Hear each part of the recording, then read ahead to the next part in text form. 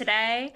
We're going to get started in just a minute or so, but please take the next minute to get situated, look at the webinar chat, share where you're joining from.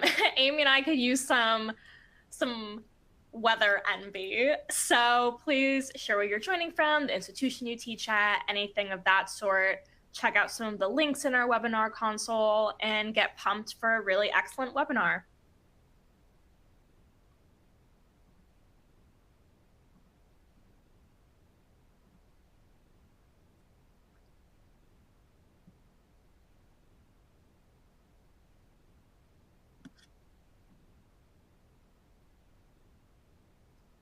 I see we have some folks from Georgia, Nevada, Texas, Massachusetts.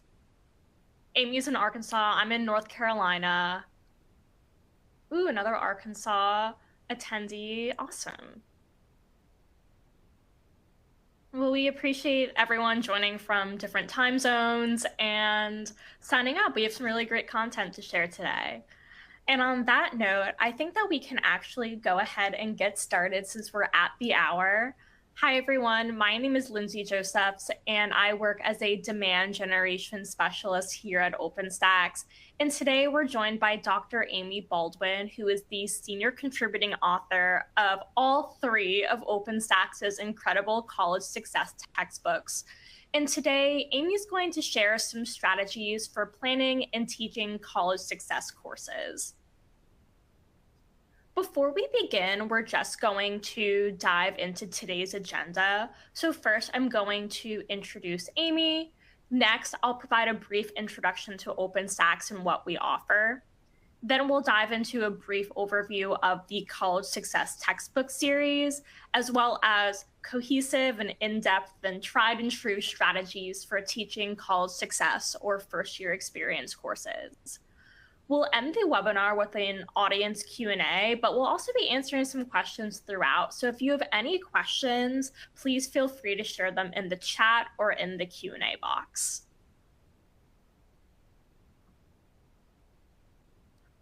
Now I'm going to introduce Dr. Amy Baldwin.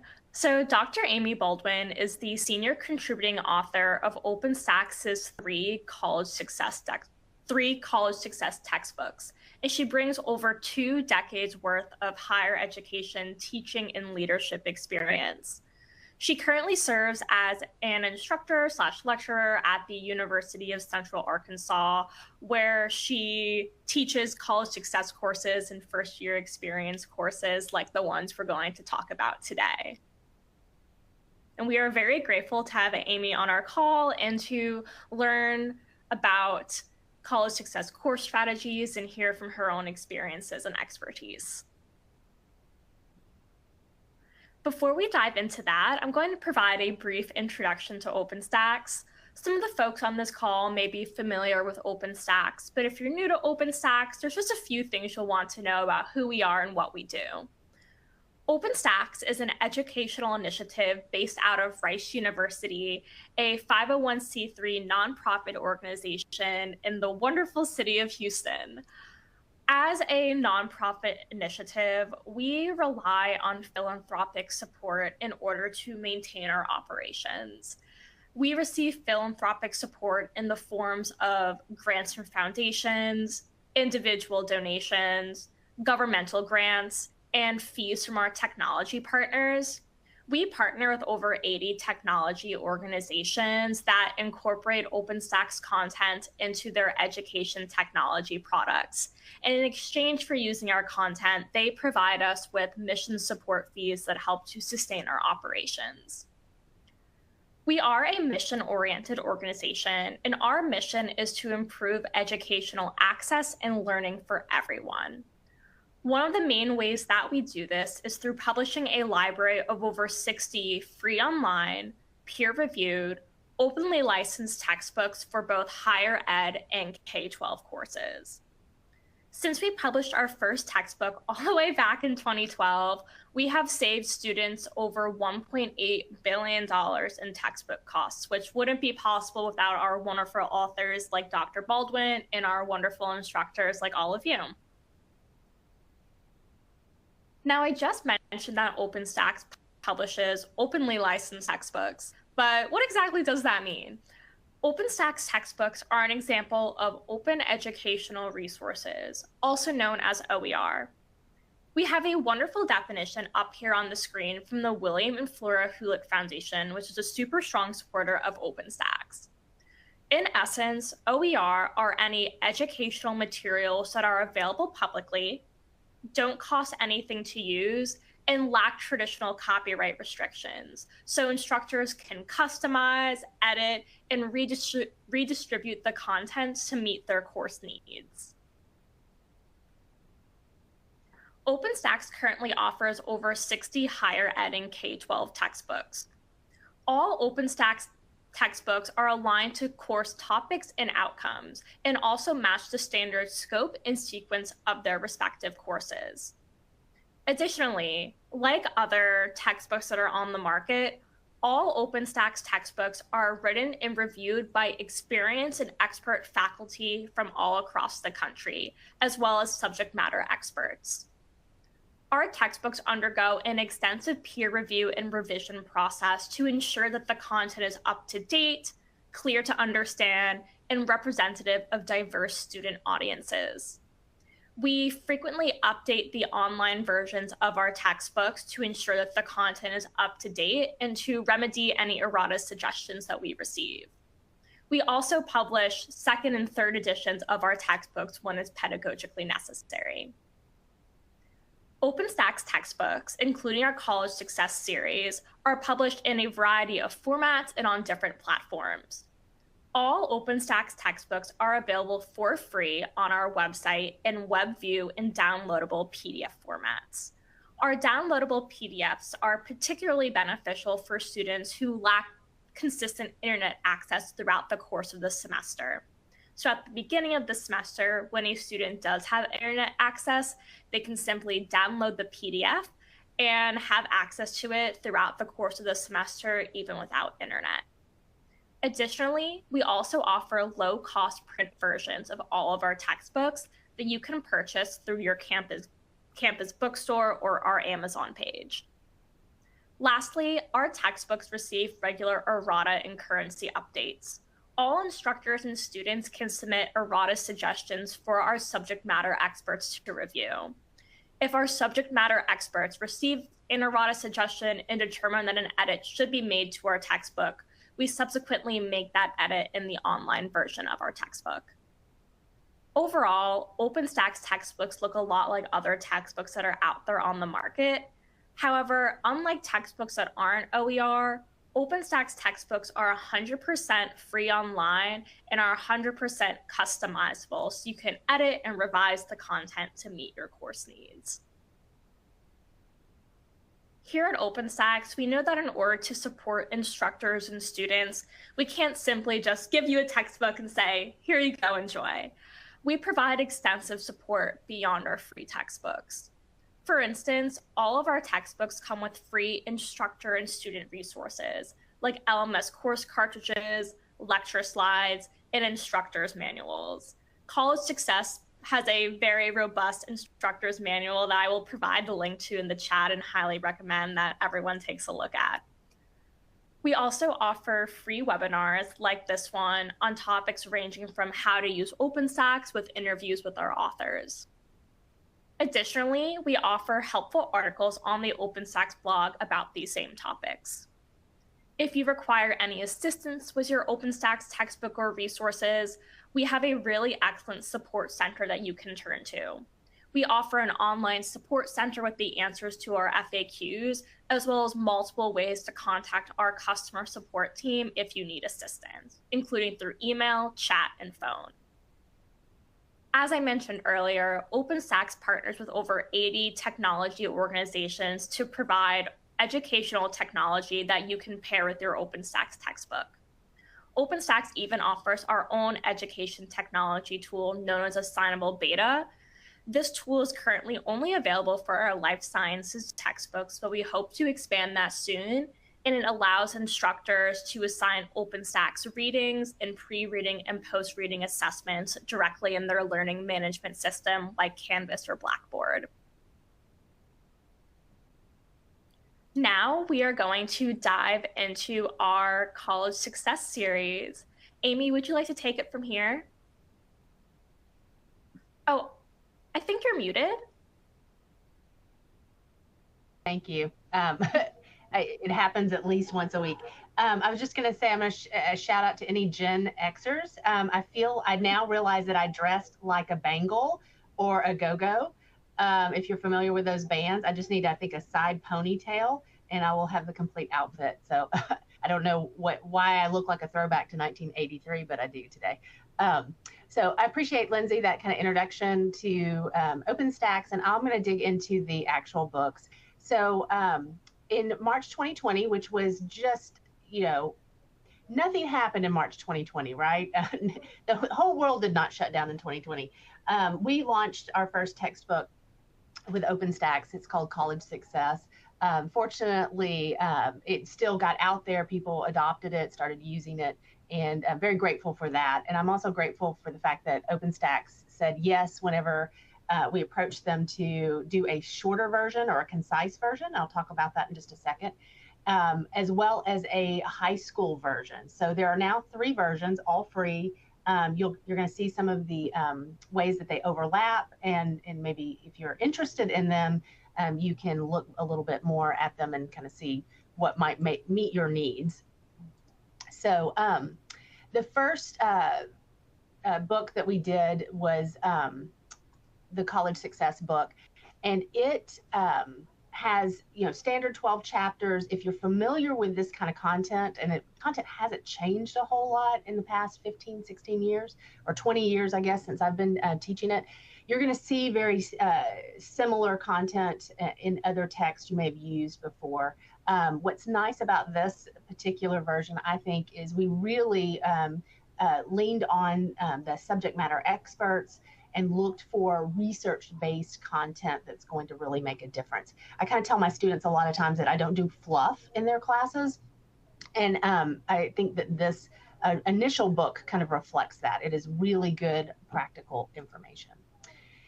So the concise version and the Preparing for College Success, the high school version, will look very similar. In fact, some of the chapters are almost identical. But in the concise version, we went from 12 chapters to 8. And then we also tried to cut down the number of pages. So it is concise, perhaps might be best for a 1 credit hour, whereas the original version might be best for a 3 credit hour. I can tell you right now, we have a 3 credit hour college success course, and I'm using the concise because we have an information literacy project that takes several weeks, or not several, a couple of weeks. And I really wanted to not have to choose which chapters I didn't want to use. And so we are using the concise in a 3 credit hour, but it is certainly designed for 1 credit. And then the Preparing for College Success, the high school version, the only difference really, other than the features, is the first chapter is called Getting into College, and then all the other chapters are the same. So we wanted it to be pretty much identical to the concise, so that if you're teaching it in the high school as a concurrent class, it's still the same course, but it has some really good features that I won't share right now, but if you want to deep dive into it, you can, that allow you to kind of meet the high school audience in a way that is helpful to them.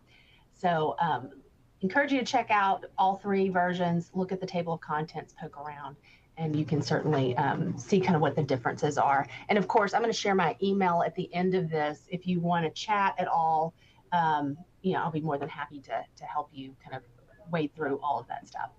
But what I want to talk about today is kind of how to approach your course in terms of planning what you need to do. And I'm fully aware some people, like we have started the semester. So maybe you have already planned your syllabus. Maybe you've already thought about what you want to do over the course of the semester. But I also am aware that some institutions haven't gotten there yet, and probably will be doing that in the next week or so. But regardless of where you are in the fall semester, I just hope that you will think about what I'm about to present as a way of kind of just, gauging, are you fulfilling the goals that you want to have this semester? is there anything you want to think about next semester? And if I am wrong, Lindsay will jump on and tell me, but I believe that since this is being recorded, it'll also be housed on the OpenStax, okay, good nod, OpenStax webpage. And so you can go back to it if you need to refresh your memory for sure. So thank you, Lindsay, for that vote of confidence. So first, let's start with what a student success course is. And I am aware that a lot of you probably are very familiar with it. Maybe you've spent the last 15, 20 years teaching some version of it on your campus. But for those of you who may be particularly new, or you were inherited this task or this project or this course, I just want to kind of make sure we're kind of on the same page.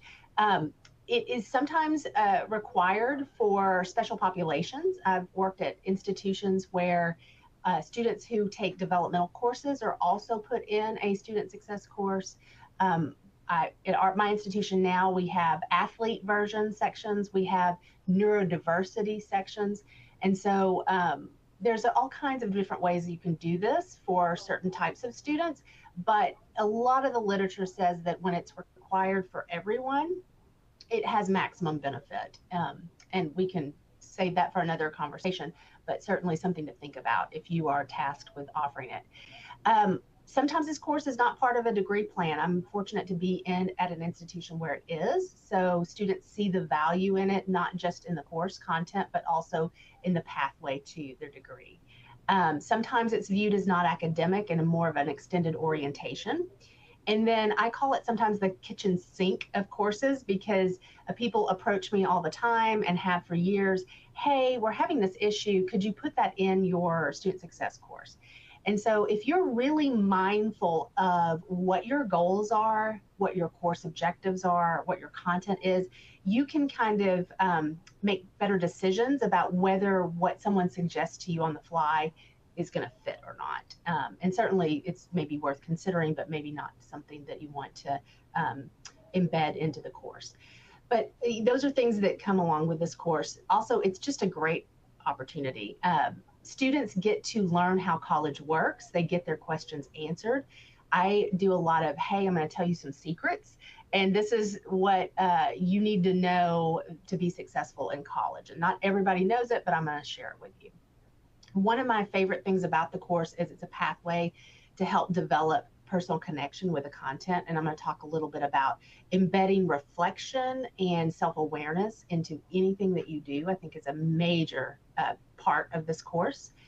And then for those of you who are administrative minded, you're data minded, a lot of institutions look at it as a strategy for improving retention and persistence in graduation. And we have some data. We haven't dug really deeply into it.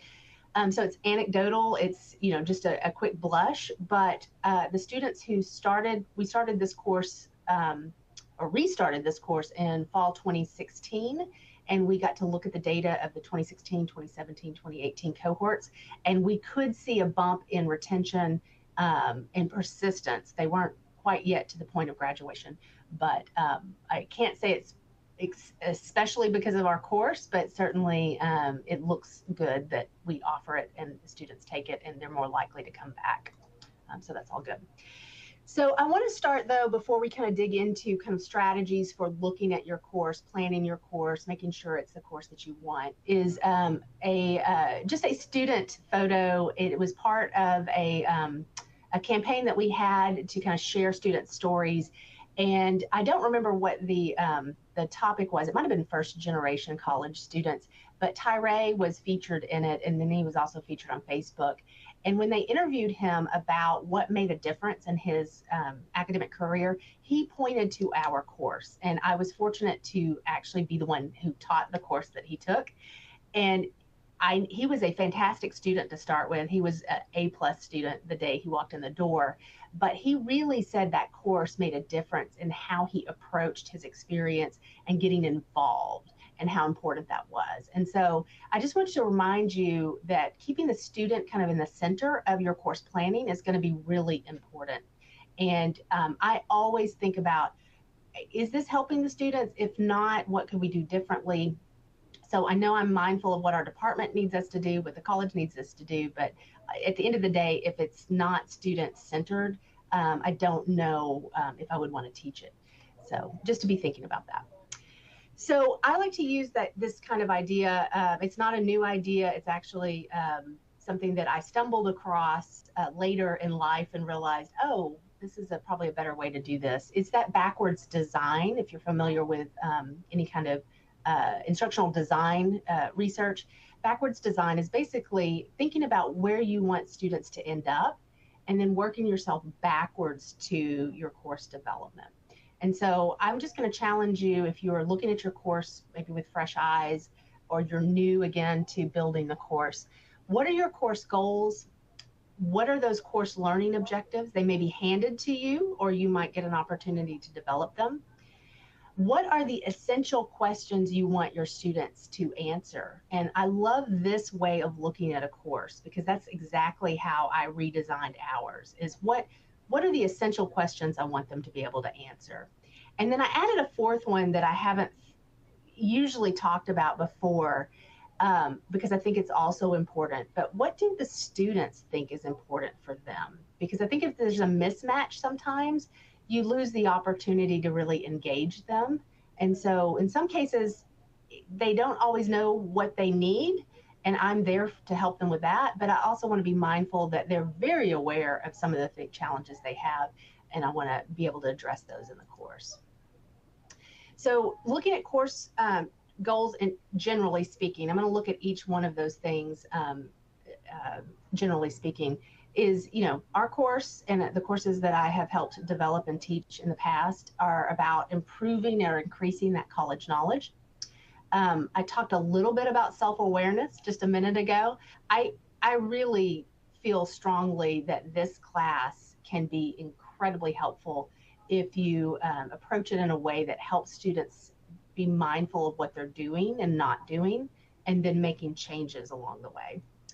I see it as a opportunity to refine academic and personal skills. So whatever they're bringing in that's foundational, let's build on that. Let's make some changes if needed.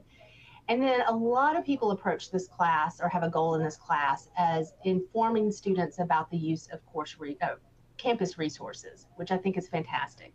I just always say, let's contextualize it, not just show them where the tutoring center is, but talk about when they would need to use it, what they need to expect, and how to embed it into their daily habits or weekly habits and practice.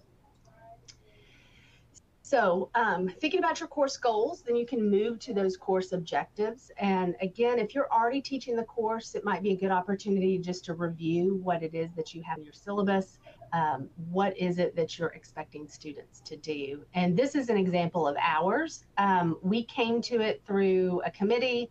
We talked a lot about what is it they need to do, how are we going to organize the course, and you can see that we have very, very specific kinds of objectives. Some of them tie directly to chapters or units that you'll see in a minute, and some of them are things like the information literacy is a module in and of itself that we present to students. So I talked about the essential questions, and I said that that was kind of a new way for me to look at course development. And I'm sharing this example, and at the end of the webinar, when Lindsay sends out the recording, she's got some examples, so documents that I think she can also share with you, and one of them is our final exam. So I sat down and I said, what are the things that I want them to be able to answer by the end of the semester? Another good nod. Okay. And thank you for always confirming that I'm not just making stuff up. But I took those essential questions and I organized them in the topics, the units that we do. And I said, what do I want students to be able to answer by the time they get finished with this course? And that actually created our final. This is our final. And so I share with the faculty who teach it, give this to them on day one, tell them where they're going, and tell them that we're going to answer all of these questions throughout the semester. So I stole that from a book. I cannot remember the name of it. I will probably think of it when I get off, but I highly, highly recommend it as an approach to your class.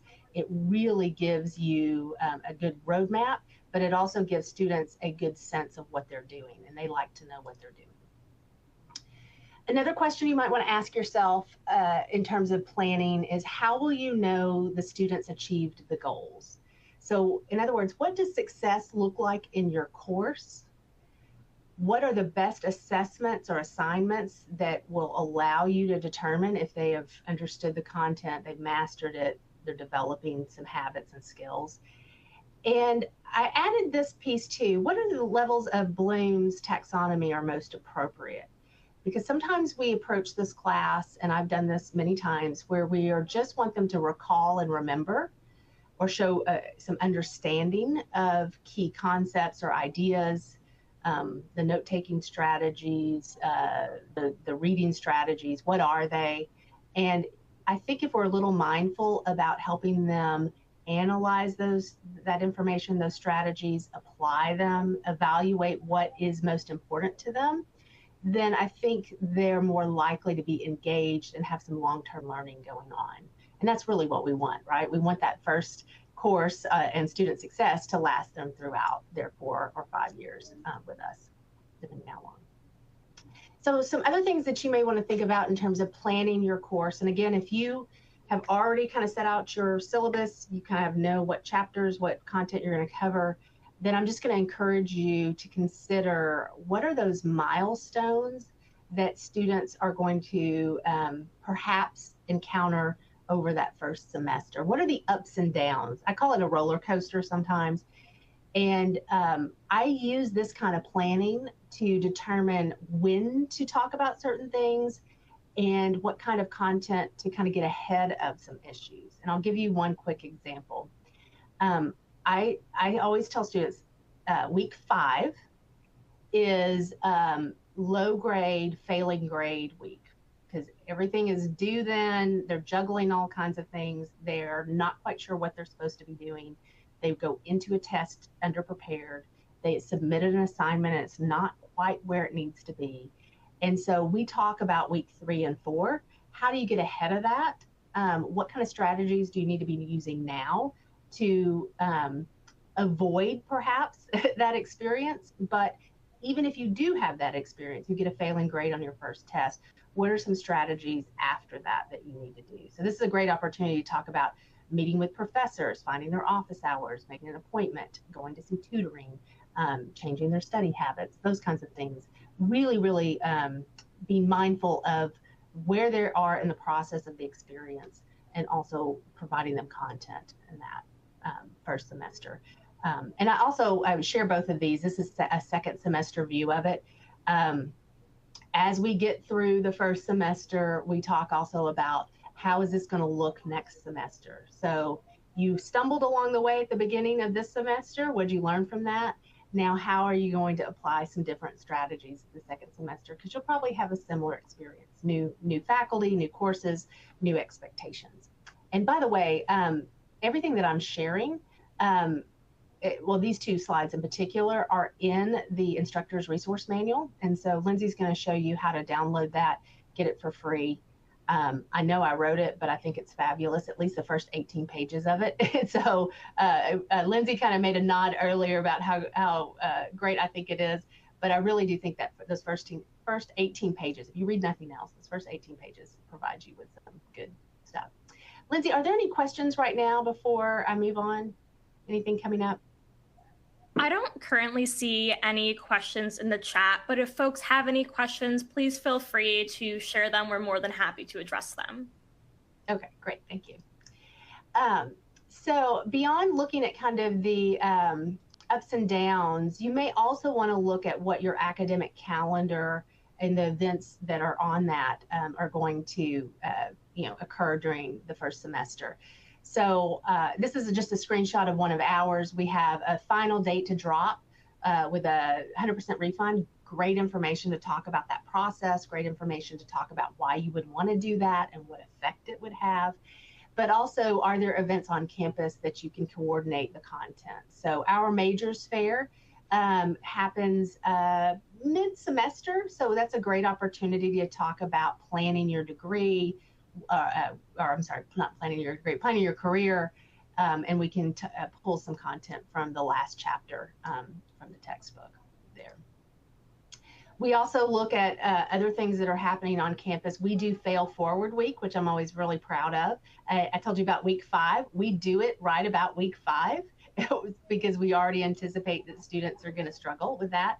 And again, that some of that event planning, some of the things that are already happening on your campus or in your community could be a part of the course, in that you kind of contextualize it, give students a reason to go and do that. So planning the course in general, I'm going to use the original College Success to kind of show you how we approach it. 12 chapters, that's a lot, almost a chapter a week. You've got a little bit of a buffer before and after the semester. You also have a lot of great features. So I really encourage you, regardless of what book you're looking at, look at some of the features because they can be used in class. And I think they're a great way to engage students in their understanding process. And all 3 chapters, all 3 versions have almost different features that were carefully created for the student population. So one way to look at your course, if you are kind of a little overwhelmed by the 12 chapters, is thinking about them in terms of units. And again, those units could also mirror those milestones. We start with supporting student transitions. What is it like to be in college? Why are you here? What are your goals? A little bit about time management, because students are always worried about that. Then we move on to strengthening academic strategies, because before those midterm tests, or perhaps in between weeks 3, 4, 5, 6, 7 for us, learning how to learn is really important for students. We don't want to wait till the end of the semester to do that. By mid-semester to about November, I like to focus on developing personal habits and behaviors, so health issues, relationship issues, all of those things that can kind of bubble up at that time, really important. And then the last unit for the last part of our semester, we look at, in the original book, it's chapter 4, chapter 10 and 12, but we are coinciding that with students registering for next semester. So what do you need to know? How does this all fit? What's the big picture here? So really important the way we do it to kind of mirror what the students need at that time. And so I'm just going to run through a couple of examples of planning the course Unit 1. Again, this information is in the instructor's resource manual. And so it kind of tells you what the overview of the unit is, and then gives you some suggested chapters that might fit. Same with this. What is the unit? And again, I approached this kind of development like this. If it's a unit, what am I expecting students to be able to do now? Then what content do I need to do? Unit 3, personal habits. Unit 4, creating a plan. And some of this stuff goes out of order. It just, it's fine. You don't have to do everything lockstep in the order of the table of contents. You can play around with sections and things like that, for sure. So some other things to think about whenever you're planning your course is looking at it week by week. And again, this is also in the instructor's resource manual. And I hand this out to the faculty who teach for us in this department. Most of them are advisors, and this is an overload for them, or additional to their job. And so I like to give them, hey, here's an overview of the week. Here's some topics you can cover. Here's some suggested readings. Here's some reminders, things like that. So thinking about, again, week to week, what do students need to know? What would be helpful to them? And even asking them what would be helpful to you for next week, kind of thing. So another way to look at planning the course is looking at, what do you expect students to do before they get to your class? What are you going to do in class? And then what do you expect them to do after class? So this was created, by the way, during the pandemic, whenever we were putting everything online. And so I was trying to be very, very prescriptive and helpful to the faculty who were teaching our online courses or our hybrid courses, to say, hey, be mindful of what you're going to expect students to do on their own. Tell them what you're doing in class, and then tell them what and why, what they're doing and why after class. And I put some time elements on there just to give a sense of, are we giving them enough to do? Is it too much? What are we planning on doing? Another way to look at your class and think about what you want to do is thinking about what kind of activities, assignments, and assessments you want. Teaching this for almost 20 years, have onboarded a lot of faculty, and one of the things that I try to impress upon them is you may have a great activity. If it doesn't really tie to a course objective, or it doesn't help students answer one of those essential questions, then it might just be an extra thing that you could do if you have time, but be really mindful of the things that you want them to do and make sure that it ties to a skill. And even better, tell students why you're doing it. Some examples that have, again, in the instructor's resource manual, you've got some case studies, you've got an application. This comes from the book directly. Great ways to kind of engage students in terms of activities. It looks like we have a question in the question box. Do you want me to pause for a second and see if we can answer those, make sure? Sounds great. So I see one of the first questions we have is, will the course goals slide be in the handbook? She listed a few things students will learn, like transitions, etc. Yes. So the answer to that is there is a sample syllabus at the end of the instructor's resource manual that has those course objectives in them. So yes. Awesome. And another question we have is, do you have any recommendations or resources for using these materials with international students? Great question. We do have international students. I have had sometimes a majority of them. One of the things that I often do, and it may not answer your question exactly, is there's sometimes a cultural difference between the culture of higher ed in America, or the United States of America, versus their home country. So being very mindful of explaining the hidden curriculum and the expectations of why we do what we do can be helpful. But also, I often pair them up with a part. If there's more than one international student, I will partner them with the other international student and then a domestic student, and help them, between the three of them, they can work on activities in class or create a study group. I found that not just sprinkling them out at one at a time in different groups is as helpful as if you can partner them up with another international student. If not, find some people that are particularly open and willing to help, and that can really kind of ease some of their concerns about that transition. But that's a great question. So I want to talk, want to kind of, if I can get the arrow to go. Okay, there we go. So some best practices for activities. Always debrief on what you did and why you did it. Connect some of those activities to larger assignments and assessments. And then just mention this, but I think collaboration and group work can minimize some stress for students and help them kind of get more comfortable with the content that you're doing. So I've got some assignment examples. Again, these come straight from the instructor's resource manual, and also some of them are embedded in the books. But just thinking about what you're asking students to do, whether it's individual or group. And again, any opportunity you can have to cover those expectations, discuss the hidden curriculum, give a grading rubric. And so the question about international students, these are great strategies that will help all students, but it also will particularly help international students.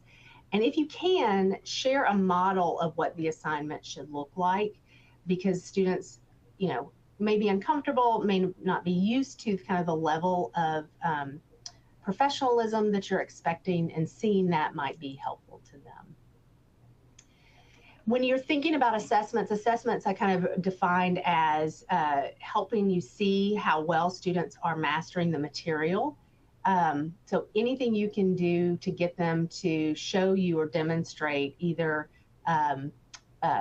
formatively, meaning that they're developing their mastery, or summatively, meaning you assume that they have already mastered it, can be really helpful. I'm a big believer in, let's give them those rubrics, show them how to grade something, and after you've graded something, having them analyze how well they did.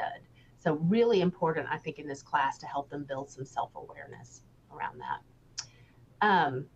So I mentioned formative and summative. If you're not familiar with those terms, and I know enough to be dangerous, formative is more they're forming or developing the skill, so it's not a end of the unit kind of assessment. Summative is like the final exam. Show me everything you've learned. You got one shot at it. But I also think finding varieties of assessment types. Are you doing quizzes? Are you doing short answer? Are you doing short reflection or connection with other information? What can you do to kind of help them experience all kinds of different assessments? And then, of course, give them timely feedback, and then help them with the metacognitive strategy of looking at how well they did and making a plan for next time. Can be really, really helpful.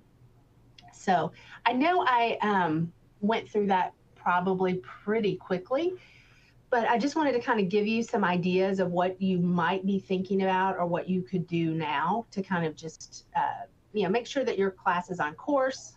It is doing what you want it to do, and students are benefiting in the way that you want them to.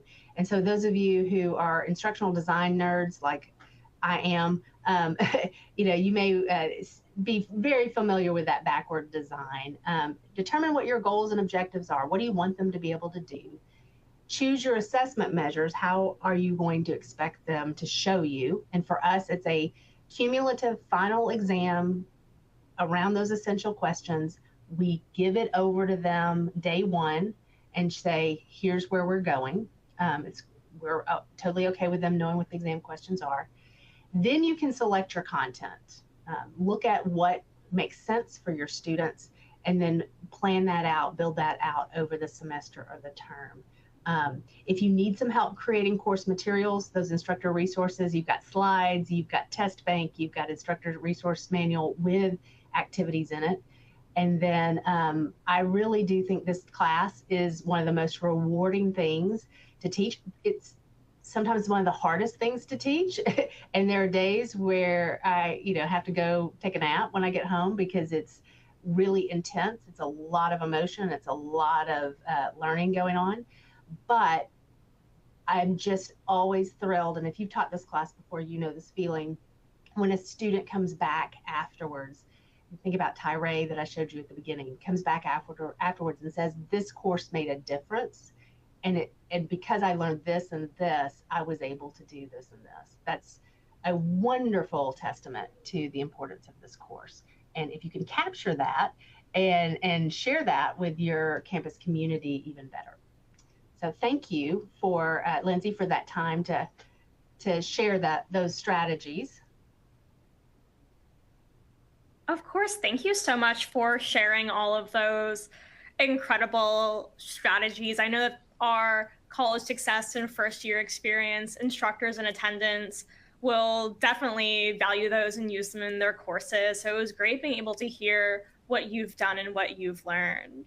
If any folks have any questions, please feel free to share them in the chat or the Q&A. I actually just saw that we got a new question in, and this instructor is wondering, how do you deal with chatbot AIs in assessments? Yeah, that's a great question. And part of my answer is we are still trying to figure out what to do. We haven't fired off a policy or whatever, but I know a lot of faculty are changing when they do assessments and doing a lot more in-class writing, handwriting things, and using that as a majority of the grade. But honestly, this is a great class to talk about what it is, why somebody might use it or might be allowed to be using it, and then where it might bump up against academic integrity issues, and have a real conversation about it. But definitely, I see a lot of people who are moving towards in-person, in-class, handwritten as parts of their assessment. Awesome. Thank you so much for sharing, Amy. I don't see any other questions at the moment, but I think we can give a few minutes to let folks ask any additional questions that they have. In the meantime, is there any other information about college success course best practices or the OpenStax College Success series that you think we should know? Um, I am just putting my email in the chat if anybody wants to email me.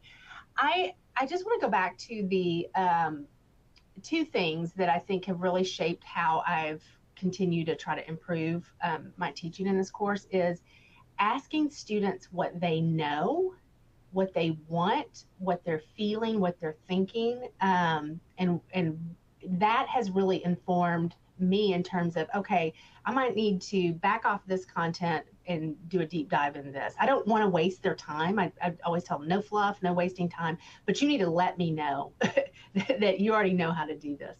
And they'll be particularly honest. So asking students, getting some sense either through a survey or just talking to them. And then I'm going to harp on this till the day I'm dead. Self-reflection. Why did you do it? What did you do? Why did you do it? What will you do next time? And that's identifying good things. It's also identifying places they need some development, because sometimes they are just not thinking about their thinking, and we need to kind of start that early. Awesome. Thank you. We just got 2 additional questions. So one of them is, what are your thoughts on using an intense boot camp approach? We have done this in the past. I think it can be helpful, especially if you infuse some real examples and opportunities for them to try out things that are going to happen to them perhaps in the first semester. I didn't do a boot camp, but I did a summer class. It was 5 weeks this summer, and I talked about, you're going to experience this in September and October. I think it can be helpful. I would love to pair it with maybe a check-in through the first semester as well, to just make sure that there's not anything else they need. And you can do that through workshops or peer coaching or advising. I see that someone has asked, has there been a unit or chapter that's often the hardest one for students to comprehend? So in the original book, the chapter, the cultural competency chapter sometimes is a little overwhelming for students. And so some of our faculty have kind of taken chunks of it and talked about some of the issues in it. I can tell you the hardest ones for me to teach are the health and the finances, because I feel like I do both of those poorly in my personal life. And so I always think, I do not need to be telling them about exercise and eating right, because as I stuff a donut in my mouth. But I also find that those chapters are some of the most impactful to students. And so I do encourage you, if you are, shying away from certain content because you don't feel comfortable or qualified, see if you can partner with somebody on campus who can help you with that content. Come in and teach some of it or something to that effect. Because those 2 chapters, the health chapter, especially mental health and stress, and then credit cards and budget, are big, important topics that students go, oh my gosh, I'm so glad that we learned this. Thank you. Another question we received is, how can these strategies be employed in a large class setting? So I have not taught anything above a 25-seater. And you are going to be challenged, especially if you have a lot to grade. So there could be some strategies around, if you ask every student, say you have a class of 60 or 70, every student to journal every week, maybe you just pick a few, you randomly do that. I think one piece of it could be doing a little bit of lecture, because it's a little more efficient, but also pairing students up or putting them in groups of 3 and having them work on something and share out. And technology can assist you in that. If you're used to using clickers or some sort of system like that, might be a little bit helpful. But that's a hard one. I hope your administration is thinking about that a little differently and maybe making those classes a little smaller. I know it doesn't always happen. Thank you for answering all of those questions. I don't currently see any other questions in the, oh, actually one just came in. Does it help does it help to do lecture videos for online classes? I think so. Students need to have a reason to watch them because they won't. We think that they love video lectures versus reading. No, they love things that are required and that have meaning. So if you can embed some quiz questions, or you can ask them to do something with that lecture content to demonstrate that they have watched it. I've done notes before, like, can you show me your notes? Can you quizzes obviously work. Can you reflect on one of the most important points? Can you find something in my lecture that you wished I had talked more about and tell me about that? Those kinds of things I think are going to be really important. But yeah, they want to see, they like video, but they need a little motivation to watch it. Awesome. Thank you so much for answering all those questions, Dr. Baldwin, and for sharing all of your expertise and experiences and these really excellent strategies for organizing, setting up, and teaching college success courses. We will be sending out the recording of this webinar tomorrow, as well as the links to the documents that Dr. Baldwin discussed and shared. Those links are also available currently on your screen right now on the right-hand side. So if you want to download those now, you can, but we will also send them via follow-up email, so you'll be able to have permanent access to them. Thank you so much, Amy, for a fantastic webinar today, and for our audience members for really excellent questions and participation. We really appreciate your enthusiasm. And if you have any follow-up questions, Dr. Baldwin shared her email in the chat, and I will just repaste that. And if you have any OpenStax specific questions, you can always contact our customer support team at info@openstax.org. All right. Thank you so much. Appreciate it, Lindsay. Thank you, everybody. Have a great day. Hope the weather gets better wherever you are. Cooler, warmer, wetter, drier, whatever it is that you need. Perfect. Fingers crossed. Thanks, everyone. Have a great day.